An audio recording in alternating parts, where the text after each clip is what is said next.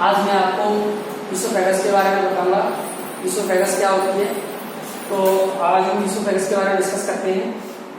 Oesophagus is a tube. Oesophagus क्या होता है, एक ट्यूब होती है, एक ट्यूब है ये, और it is about 25 centimetre long. ये 25 सेंटीमीटर लॉन्ग होती है। ईसोफेगस क्या है, ईसोफेगस इज ए ट्यूब और it is about 25 centimetre long. Okay, इसके बारे में ये कहाँ प्रेजेंट पाई जाती है, तो it is present in the medial plane of the body और थोरासिक कैविटी या थोरासिक। जो हमारी थोरासिक कैविटी है, थोरासिक कैविटी के मिडिल में जो मीडियल प्लेन होता है उसके अंदर ये पाई जाती है। तो it is present mid plane of the thoracic cavity. ये कहां से कहां तक होती है, तो इट इज फ्रॉम फेरिंक्स, जो फेरिंक्स का end part of the pharynx, end part of the pharynx to stomach, ये जो ईसोफेगस है ये फेरिंक्स और स्टमक इन दोनों के बीच में पाई जाती है। जो ईसोफेगस का अपर पार्ट है वो फेरिंक्स से जुड़ा रहता है और लोअर पार्ट है वो स्टमक से जुड़ा रहता है। तो जो अपर पार्ट होता है वो फेरिंक्स से जुड़ा रहता है, lower part is connected with the stomach. Okay, और ये किसके सामने होती है, इसके बिहाइंड, तो ये इसमें जो दिया गया है कि oesophagus is present in front of the vertebral column। जो वर्टेब्रल कोलॉन है उसके इन फ्रंट होता है and behind the trachea and heart. और ये ट्रेकिया और हार्ट के पीछे पाया जाता है। जो ईसोफेगस है वो वर्टेब्रल कोलॉन इसके पीछे की तरफ होता है, इन फ्रंट मतलब सॉरी, जो ईसोफेगस है वो वर्टेब्रल कोलॉन के इन फ्रंट होती है, सामने होती है, और ट्रेकिया और हार्ट के पीछे होती है। इसका मतलब ये है कि ये ईसोफेगस है, इसके आगे की तरफ ट्रेकिया और हार्ट रहता है, यहाँ हार्ट रहता है, ये सपोज करो हार्ट है और ये है ट्रेकिया, और इसके पीछे की तरफ ये वर्टेब्रल कोलॉन। तो इसमें ये जो होती है बीच में मिडिल में, इन दोनों के मिडिल में पाई जाती है, इसको बोलते हैं ईसोफेगस।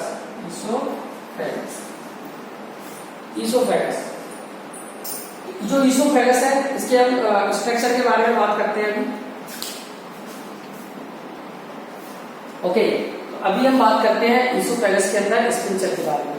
जो ईसोफेगस है, स्पिंचर, ईसोफेगस के अंदर there are 2 sphincters are present. 2 sphincter पाए जाते हैं इसके अंदर। एक ऊपर की तरफ होता है, first is present in the upper part, that is called cricopharyngeal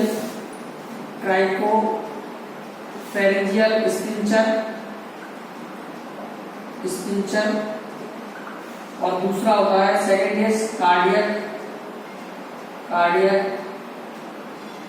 sphincter. तो there are 2 sphincters are present in the oesophagus.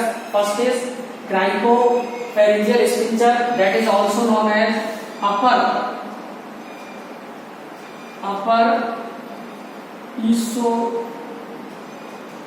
Oesophageal sphincter, जिसको अपर ईसोफेजियल स्पिंचर के नाम से भी जाना जाता है।